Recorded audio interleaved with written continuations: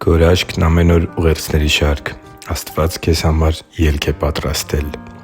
Մենք հաճախ ենք հակամարտություններ ունենում մեր շրջապատի մարդկանց հետ և սովորաբար ավելի հաճախ ամենահարազատ մարդկանց հետ, այլ ոչ թե օտարների։ Դրանք կարող են լինել լուրջ բախումներ կամ ոչ այնքան։ Ամեն դեպքում ցանկացած բախում իր մեջ որոշակի ցավ և վիրավորանք է պարունակում։ Հակամարտության մեջ ներգրավվածները՝ վիրավորված անձը և նա, ով հասցրել է վիրավորանքը, երկուսն էլ հայտնվում են խաթարված հարաբերությունների բանտում։ Սիրելի՛ բարեկամ, իմ հովվական ծառայության ընթացքում մատուցած խորհրդատվությունների փորձը և իմ անձնական կյանքի փորձառությունը ցույց են տալիս, որ հարաբերությունների ցանկացած խնդրի մեջ գրեթե չի լինում այնպես, որ միայն մեկ կողմը վիրավորանք հասցրած լինի, իսկ մյուսը ոչ մի բան չհակադարձի։ Գուցե մեկը շատ է մեղավոր, պատճառ է եղել տվյալ խնդրի ծագման, այն բորբոքողն ու ամենաշատ վիրավորանք հասցնողն է։ Սակայն հիմնականում տուժող կողմը նույնպես իր ներդրումն է ունենում հակամարտության բորբոքման հարցում և իր հերթին վիրավորական վերաբերմունք դրսևորում իրեն վիրավորանքներ հասցրած կողմի հանդեպ։ Նման պարագաներում խաթարված հարաբերությունը երկու կողմի համար էլ իսկական բանտի է վերածվում,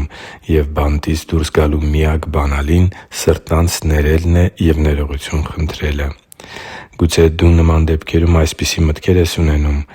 դա չի գործի իմ պարագայում, անհնարին է, որ ես կարողանամ ներել այդ մարդուն, նա այնքա՜ն խորն է վիրավորել ինձ։ Կամ գուցե մտածում ես այսպես՝ նրանից ներողություն խնդրեմ, չէ՞ որ նա է սկսել այս ամենը, իմ արձագանքը ոչինչ էր նրա հասցրած վիրավորանքի համեմատ, և եթե նույնիսկ իմ ասածների ու սխալների համար ներողություն խնդրեմ, ի՞նչ է փոխվելու դրա արդյունքում։ Իրականում դա շատ բան կարող է փոխել։ Երբ Տեր Հիսուսը սովորեցնում էր աղոթել, Նա մեզ փոխանցեց Հայր Աստծուն ուղղված այս տողերը.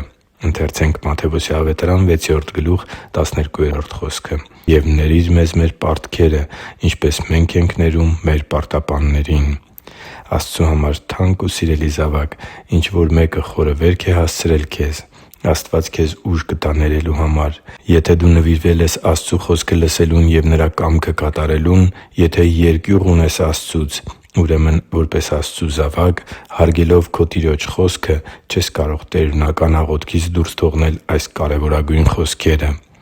Ինչպե՞ս է Աստված քեզ ներել։ Ինչպե՞ս է վերականգնել քո մեղքերի պատճառով Իր հետ խաթարված հարաբերությունը։ Արդյոք սպասե՞լ է քո փոխվելուն, որպեսզի ների քեզ, թե՞ ներել է և վերականգնել հարաբերությունը քեզ հետ, որպեսզի օգնի քեզ փոխվելու հարցում։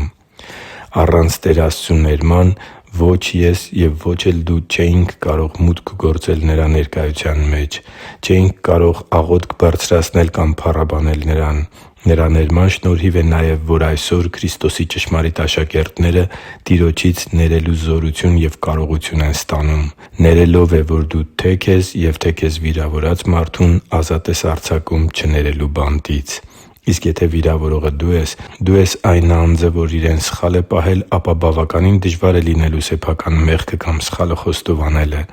Տեր Հիսուսը Իր խաչի զոհով ամեն բան արել է քո ներման և փրկության համար։ Սակայն կան բաներ, որ Աստված չի կարող անել քո փոխարեն։ Դրանցից մեկը քո ապաշխարությունն է՝ ինքդ քեզ Տեր Աստծու և Նրա կամքի առջև խոնարհեցնելը։ Եվ այդ կամքի մեջ է մտնում նաև ներողություն խնդրելը բոլոր այն մարդկանցից, որոնց ցավ ես պատճառել։ Դու պետք է պարզապես ասես՝ «Ների՛ր ինձ, խնդրում եմ, որ ցավեցրել եմ քեզ»։ Եվ եթե դիմացինը մերժի քո ներողությունը,